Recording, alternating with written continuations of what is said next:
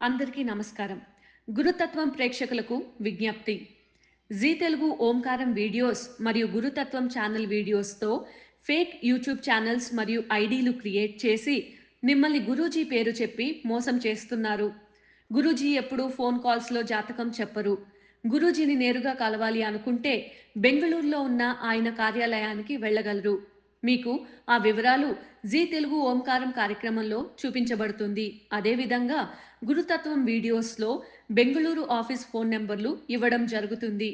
ఇటువంటి మోసాలు జరిగినప్పుడు గురూజీకి కానీ గురుతత్వం ఛానల్కి కానీ జీ తెలుగు కార్యక్రమానికి కానీ ఎలాంటి సంబంధం లేదు అని గుర్తించగలరు. బ్రహ్మోస్మి శ్రీ గురుభ్యో నమః. హరి ఓం. గురు బ్రహ్మ గురు విష్ణు గురు దేవో మహేశ్వరః గురు సాక్షాత్ పరబ్రహ్మ తస్మై శ్రీ గురువే నమః. గురువే సర్వలోకానాం విషజే భవరోగిణాం నిదయే సర్వ విద్యానాం దక్షిణామూర్తయే నమః. ఆదిశేషాయ నమస్తుభ్యం అనంతఫలదాయకం. నమోऽस्तु పద్మనాభాయ నాఘానాం పతయే నమః. సర్వేభ్యో మహాజనభ్యో మాతృపితృదేవతభ్యో ఆచార్య దేవతభ్యో నమో నమః. హరి ఓం. ఉత్తరాయణ శిశిర్ఋతో మాఘమాస శుక్లపక్ష త్రయోదశి సోమవారం పునర్వసు నక్షత్రం. విశేషమైన రోజు. సోమవారం అంటేనే చంద్రుడు మనసు కారకుడు, చంద్రుడిని అలంకరించుకున్న పరమేశ్వరుని రోజు. పైగా త్రయోదశి విశేషంగా చూస్తాము శైవశక్తికి. కానీ ఈరోజు పునర్వసు నక్షత్రం కదా. పునర్వసు నక్షత్రం అంటే మీకు ఎప్పుడైనా దాని గురించి అవగాహన తెలియని వాళ్ళు చాలా మంది ఉన్నారు. ఈరోజు మీకు అందరికీ ఒక సీక్రెట్ చెప్తా వినండి. పునర్వసు అంటే ఏం తెలుసా? పునరావృత్తి అని అర్థం. పునర్వసు నక్షత్రంలో మీ ఇంట్లో ఎవరైనా జన్మించారో అంటే పునర్జన్మ అని అది అర్థం. దయచేసి అర్థం చేసుకోండి. ఇది నక్షత్ర పంచక అని అద్భుతమైన సంస్కృత పుస్తకం ఉంది. మరియు పునర్వసు నక్షత్రం గురించి మానస నగరి ఉంది. పునర్వసు నక్షత్రం గురించి నారద సంహితిలో ఉంది. వాటిలో అన్నిటిలో కూడా పునర్వసు నక్షత్రంలో ఎవరు జన్మించినా పునర్వసు అంటే అది పునరావృత్తి అవుతుంది. అంటే పునర్వసులో ఏది ప్రారంభించినా పూర్వంలో ఏదో ప్రారంభించిన దాన్ని ఇంకా గొప్పగా ప్రారంభించినది అని అర్థం. గుర్తుంచుకోండి. అటువంటి అద్భుతమైన నక్షత్రం మన ఇళ్లల్లో ఎవరైనా జన్మించున్నారు పునర్వసు నక్షత్రంలో అంటే ఆ ఇంట్లో ఉన్న పూర్వీకులే ఈ జన్మలో మళ్ళీ అదే కుటుంబంలో జన్మిస్తారు. అది పునర్వసుకున్న నక్షత్ర ఒక దివ్యమైన ఒక ప్రతిఫలం. అటువంటి పునర్వసు నక్షత్రానికి శివ మరియు విష్ణు లక్ష్మి ఆకర్షిత నక్షత్రం అని దానికి పేరు. గుర్తుంచుకోండి. విష్ణు మరియు శివలక్ష్మి ఆకర్షిత నక్షత్రం అని. అంటే ఇందులో 3 దేవతలు ఉన్నారు అని. అటువంటి నక్షత్రం ఈరోజు పునర్వసు నక్షత్రం రహస్యం అయితే తెలుసుకున్నారు. అయితే ఈరోజు విశేషమైన దేవతలు ఎవరు తెలుసా? పునర్వసు నక్షత్రంలో మనం పూజించాల్సినది పునీత జయానంద. ఎవరు వీళ్ళు అంటే మహావిష్ణువు ద్వారంలో ఉన్న పునీతుడు జయానందుడు. మనం జయా విజయ్ అంటాం కదా, అలా వీళ్ళిద్దరు. వీళ్ళు పునీత అంటే పావనం చేసేవారు అని అర్థం. జయ అంటే జయాన్ని విచ్చేయవాడు. నంద అంటే పరమానందాన్ని పరమానంద గతికి తీసుకెళ్లేవారు అని అర్థం. అంత గొప్ప వరుడు. ఇటువంటి వారిని ఈరోజు ఈ నామంతో పునీత జయానంద నమః అనే నామాన్ని విష్ణుని స్మరిస్తూ జపిస్తే మన జీవితంలో విజయంతో పాటు ఆనందంతో పాటు తెలిసి తెలియకున్న కర్మ అంటే పావనము, పునీత అంటే పావనం జరుగుతుంది అని అర్థం. అటువంటి గొప్ప రోజు. ఇక మంత్రబలంలో పునీత జయానందాయ నమః అనే నామాన్ని జపిద్దాం. ఓం పునీత జయానందాయ నమః. పునీత జయానంద. అందరూ ఈ నామాన్ని జపించండి. దీనివల్ల ఆనందం, పావనం, విజయం గుణాలు ప్రాప్తిస్తాయి. ఇక ఈరోజు మంచి మాట. మన మాటలు ముత్యాలు లాగా ఉండాలంట. ఆ మాటలు ఇతరుల జీవితంలో వెలుగునిచ్చేలా ఉండాలంట. కానీ మనం ఏం చేస్తున్నామంటే, ఎంతో మంది ఎన్నో భాషలు తెలుసు వాళ్ళకి. ప్రియాకి ఒక 4-5 భాషలు వచ్చు అనుకోండి, అలాగే మనకి కూడా కొన్ని భాషలు వచ్చు. అలా ఎంతో మందికి ఎన్నో భాష ప్రవీణత అనేది ఉంటుంది. చాలా అద్భుతంగా ప్రసంగాలు ఇస్తారు, చాలా అద్భుతంగా మాట్లాడతారు. ఇంట్లో కూడా చాలా మనము ఇష్టమైన భాష అని చెప్పి చాలా భాషలతో చాలా వర్డ్స్ యూస్ చేస్తూ ఉంటాం. ఓకే, మంచిది, మీకు ఆనందం అనిపిస్తే. కానీ మనం ఉపయోగించే భాష వల్ల ఇతరుల జీవితంలో మార్పు వెలుగు రావాలంట. అలా ఉండాలంట మన భాష. మనకి ఇళ్లలో తల్లి తండ్రికి కోపం వస్తుంది. ఎటువంటి సమయంలో అంటే, చిన్న పిల్లలు భోజనం తిను తిను అంటూ ఉంటారు. వాళ్ళకి మమ్మీ నాకొద్దు అంటూ ఉంటారు, లేదో నిద్ర లేవు అంటూ ఉంటారు. మమ్మీ నేను లేవ్వను, డాడీ నేను లేవ్వను అంటుంటారు. చదువు అంటుంటారు. ఇక నేను చదువు నాకు ఇంట్రెస్ట్ లేదు, టైర్డ్గా ఉన్నాను అంటారు. ఆ సమయంలో వీళ్ళు కోపం వచ్చి ఇక భోజనం తింటా లేదు, వీళ్ళు కోపం, ఏంటి వీక్ అయిపోతున్నాడు, భోజనం తినాలి కదా, అది ప్రేమతో వచ్చే కోపం. దానికి భోజనం తిను అని మనం అరిచినా పర్లే, భోజనం తిను అని కొట్టినా పర్వాలేదు, మీ పిల్లలే కాబట్టి. కానీ భోజనం తిను అనే జాగాలో వెళ్ళి మింగు అంటే ఎంత కోపం వస్తుంది ఆలోచించండి. దయచేసి కోపంలో కూడా మాట్లాడినా మీ భాషలో వాళ్ళ జీవితంలో వెలుగు నింపేలా ఉండాలి. అర్థం చేసుకోండి. మీకు కోపం వస్తే వెళ్ళి పడుకోండి అనండి, లేదా వెళ్ళి నిద్ర చేయండి అంటండి. అది చేయడానికి కష్టం లేండి, మీకు రాదు. కానీ వరస్ట్గా కొన్ని వర్డ్స్ ఉన్నాయి, అవి అలవాటు పడిపోయి వెళ్ళి ముసురుకోండి, ఇలాంటి వర్డ్స్ రూడ్ అంటే అది మీకు అర్థమవ్వదు. ఇప్పుడు వెళ్ళి భోజనం తినండి అనే దానికి వెళ్ళి మింగండి అనే దానికి ఎంత వ్యత్యాసం ఉంటుంది చెప్పండి. కోపంలో ఇటువంటి వర్డ్స్ యూజ్ చేయడం వల్ల ఆ చిన్నపిల్లలు వాళ్ళే పెద్దోళ్ళు అయ్యి మీ పైన ఎక్కువ ప్రేమ పెరిగి మీకు వయసు 60 ఏళ్ళు అయినప్పుడు మీరు భోజనం తింటా లేదు ఏడుస్తూ కూర్చున్నారు అనుకోండి, అప్పుడు వాళ్ళు అదే వర్డ్స్ మీ పైన యూజ్ చేస్తే మీ మనసు ఎంత బాధ కలుగుతుందో ఆలోచించండి. వాళ్ళు చిన్నారులు, పెద్దవాళ్ళు, పెరిగే వయసులో ఉన్న వాళ్ళని ఏ కారణానికి కూడా మీరు ఇటువంటి అనుచితమైన భాషతో, దుర్బడిక భాషతో వాళ్ళని సరిచేయాలి అని అనుకుంటే అది మీ మూర్ఖత్వం. దయచేసి మీరు ఇంట్లోనే కాదు, ప్రపంచంలో ఎక్కడైనా, ఏ ప్రదేశంలో అయినా, ఏ చోటైనా, మీరు అజ్ఞానులైనా అవిద్యావంతులైనా, మీరు ఉపయోగించే భాష, మీరు ఉపయోగించే పదాల వల్ల మీ గౌరవమే పెరుగుతుంది. కోపంలో కూడా దుర్భాషని ప్రయోగించకండి. ఆనందంలో ఉన్నప్పుడు దుర్భాషని ప్రయోగించకండి. ఏ సమయంలో అయినా, ఎటువంటి పరిస్థితుల్లో అయినా, మీకు ఎంత కోపం వచ్చినా, ఏ ఒక ఓర్పు లేకపోయినా, మీరు ఇతరులపై ఉపయోగించే భాష వల్ల పరిస్థితులు మారుతాయి. వాళ్ళ జీవితంలో వెలుగునే నింపచ్చు. దాని నుంచి అనుచితమైన పదాలను ఉపయోగించడం వల్ల మీ గౌరవం తగ్గిపోతుంది, మీ స్థాయి దిగజారిపోతుంది. గుర్తుంచుకోండి. దానివలన మీ జీవితంలో ఎప్పుడే కానీ మంచి మాట, మీరు ఏ భాష మాట్లాడినా మాట తీరు అనేది మీ గౌరవాన్ని పెంచుతుంది. అందుకే ఇంట్లో భర్త కావచ్చు, భార్య కావచ్చు, పిల్లలు ఎవరైనా కానీ మీరు సంభాషించే సమయంలో, కోపంలో, సంతోషంలో, ఏ సమయంలో అయినా ఉత్తమమైన పదాలని, ఆ ముత్యాల లాంటి పదాలని ఉపయోగించండి. ఖచ్చితంగా ఎదుటి వారి జీవితాల్లో వెలుగునివ్వచ్చు, మరియు మీకు కూడా గౌరవం పెరుగుతుంది అనేది ఈరోజు మంచి మాట. ఇక ఈరోజు మీకు అందరికీ కూడా ఒక చిన్న కథ తెలియచేస్తున్నా, వినండి. పూర్వంలో ఒక శిష్యుడు భగవంతుని పూజ డైలీ చేస్తూ భగవంతుని అనుగ్రహం పొందాలి అని కోరుకుంటూ భక్తితో, శ్రద్ధతో ప్రతిరోజు భగవంతుని ఆరాధన చేస్తూ ఉంటారు. చేసి ఒకరోజు గురుగారి దగ్గర వెళ్తారు. గురుగారు, నాకు మోక్షం కావాలి, నేను చిన్న వయసు నుంచి బ్రహ్మచారిగానే ఉన్నాను, నాకు మోక్ష మార్గాన్ని చూపించండి అంటే, అప్పుడు ఆ గురుగారు, ఈ జన్మలో నీ కర్మము దహించడానికి చాలా సమయం ఉంది శిష్య, వచ్చే జన్మలో నీకు ఖచ్చితంగా మోక్షం లభిస్తుంది అని వరాన్ని ప్రసాదించిన వెంటనే అతను ఈ జన్మంతా కూడా అలాగే ధ్యానము, పూజను ఆచరిస్తూ స్వర్గస్థులైన తర్వాత ఇక నెక్స్ట్ జన్మలో పునర్వసు నక్షత్రంలోనే జన్మించి అక్కడ చిన్న వయసు నుంచినే మహా తపస్వి అయి మహాజ్ఞానవంతుడై ఆఖరికి మోక్షాన్ని పొందారు అనేది కొన్ని పురాణాల్లో ఈ నక్షత్రం గురించి వస్తుంది.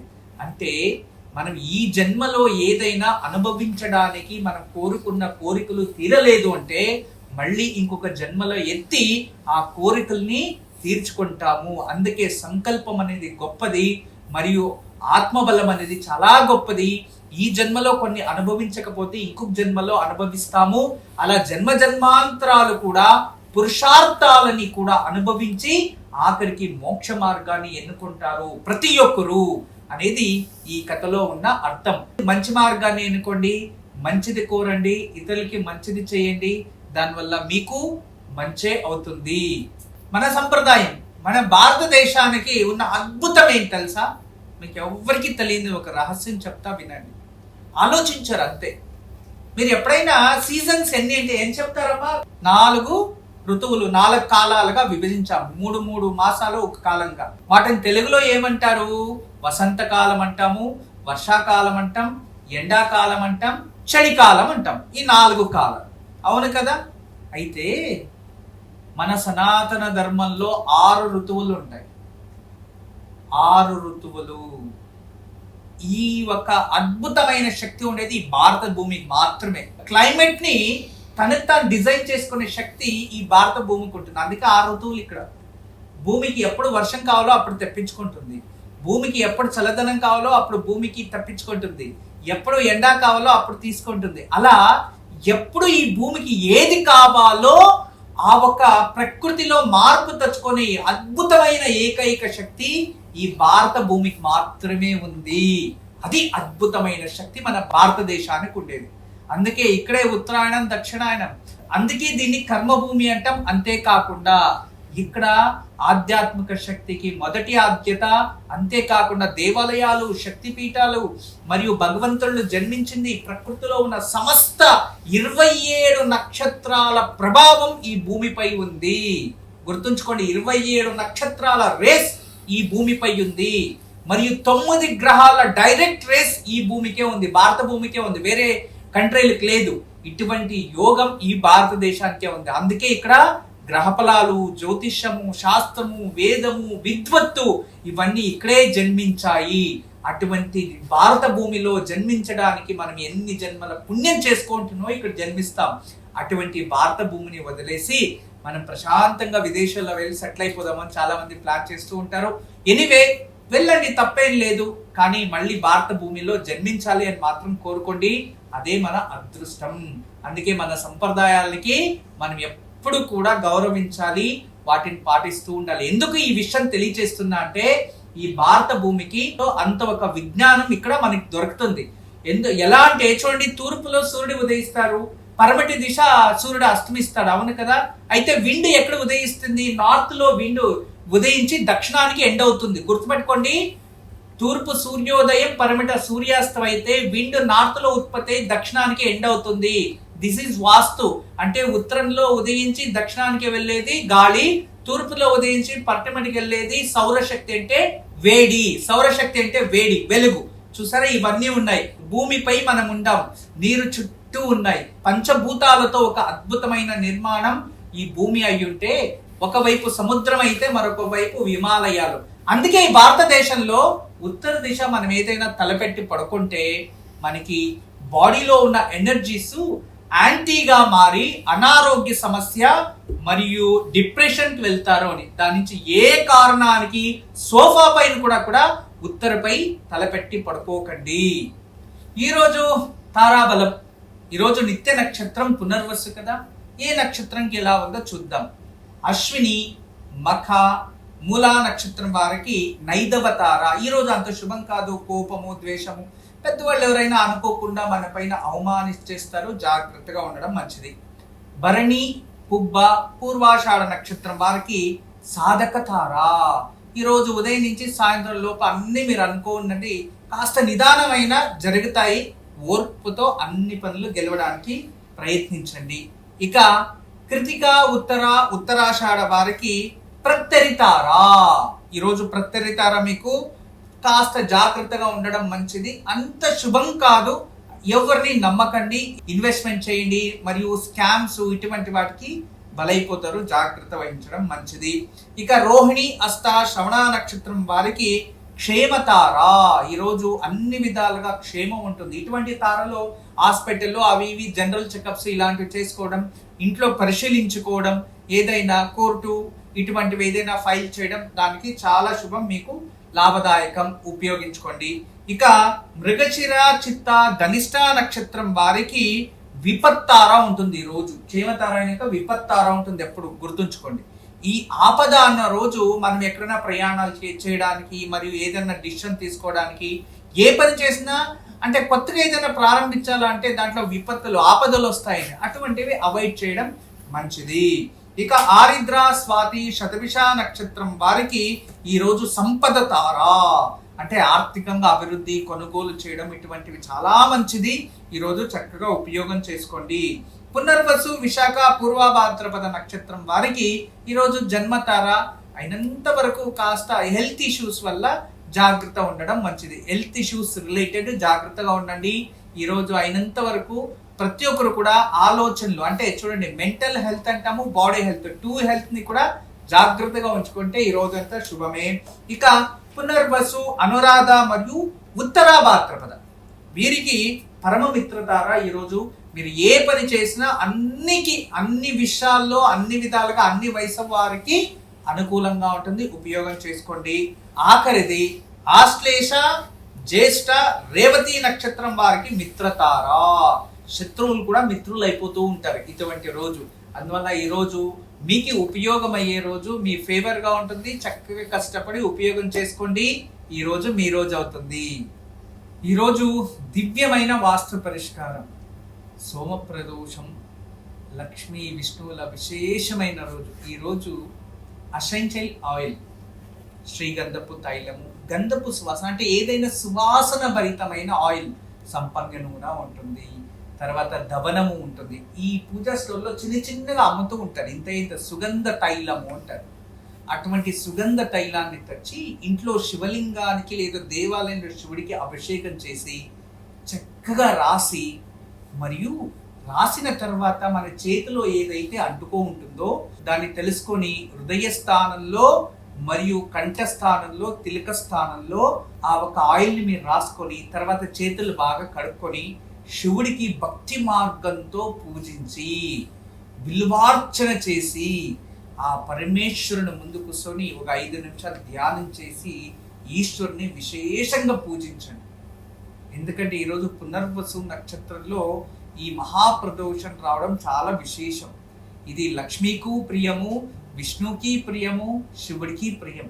ఎందుకంటే ఈ రోజు అనుకూలమైతే స్వచ్ఛమైన గోవు పాలలోకి కుంకుమ పువ్వు ఒక చిటికెడు వేసి, అది దొరకలేనప్పుడు బాదాం చూర్ణం ఒక చిటికెడు వేసి భక్తి శ్రద్ధతో అభిషేకం చేసి ఆ భగవంతుడికి నెయ్యి దీపాలు వెలిగించి బెల్లము అటకలు నైవేద్యం పెట్టి పూజించండి చాలు.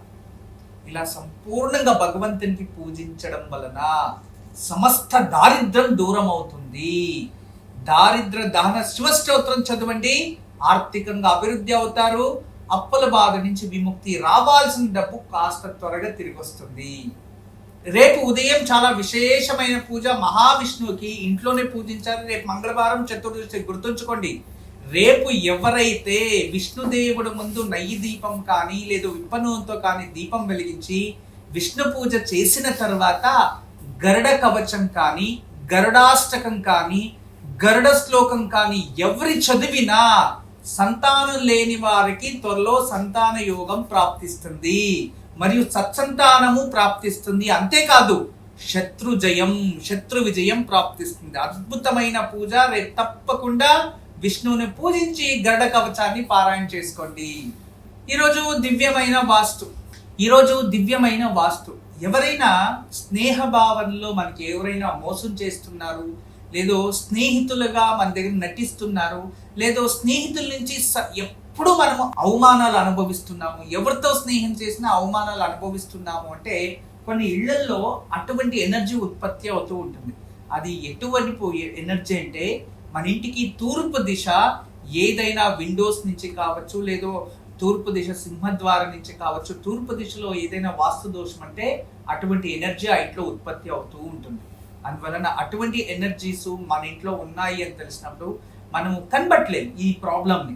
ఇటువంటి ప్రాబ్లం ఉంటే ఆ ఇంట్లో శ్రీవాస్తు యంత్రం ఒకటి పెట్టడం వల్ల ఆ ఒక ఎనర్జీ వల్ల ఆ దోషం తగ్గుతుంది. ఈరోజు సోమవారం విశేషమైన రోజు. ఈ రోజు లక్ష్మికి ప్రియమైన రోజు, శివుడికి ప్రియమైన రోజు, నారాయణకి ప్రియమైన రోజు. ఈ రోజు సాయంత్రము సుగంధ తైలము, ఏదైనా పూజా స్టోర్లో సుగంధ తైలం అమ్ముతూ ఉంటారు. సంపంగి నూనె, దవనం నూనె, శ్రీగంధపు ఇలాంటిది. సుగంధ తైలంతో స్వామి వారికి చక్కగా అభిషేకం చేసి స్వామి వారికి బాగా రాసి, తర్వాత స్వామి ఇది మహాప్రసాదం అంటూ నుదుటి పైన, కంఠం పైన, హృదయ స్థానంలో రాసుకొని తర్వాత చేతులు బాగా కడిగి మళ్ళీ గోవు పాలు, స్వచ్ఛమైన ఆవు పాల్లోకి కాస్త కుంకుమ పువ్వ లేదో బాదాము చూర్ణం వేసి అవక అభిషేకం చేసి పరమేశ్వరుడికి బిల్వదళాలతో అర్చించి పూజించి ఆఖరిలో దారిద్ర దహన శివస్తోత్రం చదివితే మీకు ఎటువంటి దారిద్రం ఉన్నా అది తగ్గుతుంది, ఆర్థికంగా అభివృద్ధి అవుతారు. మనకి ఏదైనా రావాల్సిన ధనం ఉంటే అది త్వరగా తిరిగి వస్తుంది. బ్రహ్మోస్మి. అందరికీ నమస్కారం. ఈరోజు మీకు అందరికీ కూడా శ్రీవాస్తు యంత్రం గురించి పరిచయం చేయడానికి వచ్చాను. శ్రీవాస్తు యంత్రం మీరు చూస్తున్నారు. శ్రీవాస్తు యంత్రం, ఈ శ్రీవాస్తు యంత్రం ఈ విధానంగా 9 ఇంచెస్, ఇలా 9 ఇంచెస్, ఇలా 9 ఇంచెస్ ఉంటుంది. తదుపరి బ్యాక్ సైడు ఇలాంటి 9 చక్రాలు ఉంటాయి. ఫ్రంట్ ఈ ఒక గ్లోబ్స్లా ఒక 9 డాట్స్ ఉన్నాయి చూడండి, ఇలా 9. ఇది శ్రీవాస్తు యంత్రం అనేది ఒక కాస్మిక్ ఎనర్జీని అట్రాక్ట్ చేసుకుంటుంది, నెగిటివ్ ఎనర్జీని ఇంట్లో నుంచి బయటికి తరిమేస్తుంది. ఇది మీకు అందరికీ దానికి పరిష్కార మార్గంగా నేను ఇవి సూచిస్తున్నా. ఎందుకంటే చాలామంది పిల్లలు సరిగా చదువుతలేదు, ఇంకొకరు మా ఇంట్లో ప్రశాంతత లేదు, భార్యాభర్తల మధ్యలో సఖ్యత లేదు, దేవుడి గదిలో సరిగా పూజ చేయలేకపోతున్నా, ఇంట్లో ఏదో తెలియని బాధ అనిపిస్తుంది, మా ఇంట్లో ఎప్పుడు కూడా ఏదో తెలియని ఒక శ్మశానంకి వెళ్ళినట్టు అనిపిస్తూ ఉంటుంది, మా ఇంట్లో కలగానే ఉండదు ఎప్పుడు కూడా. ఇక మా ఇంటికి చాలామంది వచ్చిన వాళ్ళంతా వాస్తు దోషం అని చెప్తూ ఉన్నారు, మేము ఏం చేయాలి అని ప్రశ్నిస్తూ ఉండేవారు. వాళ్ళందరికీ కూడా ఒక మార్గోపాయం చాలా రోజుల తర్వాత రీసెర్చ్ చేసి ఇప్పుడు ఈ శ్రీవాస్తు యంత్రాన్ని మేము చూపిస్తున్నాం. ఈ శ్రీవాస్తు యంత్రాన్ని ఎప్పుడైతే ఎక్కడ ఫాల్ట్ అనిపిస్తుందో అక్కడ ఒక మేక కొట్టి తగిలించాలి, అంతే. పిల్లలు చదువుతా లేదు, చదివే రూమ్లో పిల్లలు ఏకాగ్రతగా చదవాలి అనుకుంటున్నారా, అక్కడ ఒకటి తగిలించండి. మీరు నిద్రించే ఒక రూమ్లో మాకు సరిగా నిద్ర వస్తా లేదు, పడుకుంటే చెడు కళలు వస్తున్నాయి, నిద్రించే గదిలో ప్రశాంతత లేదు అనిపిస్తుంది, అక్కడ ఒకటి తగిలించండి. లేదు ఎవరో వాస్తు దోషం అని చెప్పారా, ఇంట్లో వాస్తు దోషాని కోసం ఇంటి హాల్లో ఒకటి తగిలించండి. లేదా పూజ గదిలో ఏదో ప్రశాంతత లేదు, సరిగ్గా ఏకాగ్రత లేదు, మెడిటేషన్ చేయలేకపోతున్నా అంటే పూజ గదిలో ఒక మేక కొట్టి అక్కడ ఒకటి తగిలించండి. ఎక్కడైతే ఇంట్లో వాస్తు దోషం ఉంది అని ఎవరైనా చెప్తారో ఆ ప్రదేశంలో, ఆ ప్లేస్లో జస్ట్ ఒక మేకు కొట్టి దాన్ని తగిలించండి, ఆ వాస్తు దోషం అక్కడి నుంచి వెళ్ళిపోతుంది. చాలా అద్భుతము, చాలా విశేషమైన శ్రీవాస్తు యంత్రం మీ వరకు తయారు చేయించాము. దీన్ని ఉపయోగించండి, దీన్ని లాభం పొందండి. నమస్కారం. వాస్తు యంత్రం సంప్రదించవలసిన నెంబర్లు 8844452334 040682766622.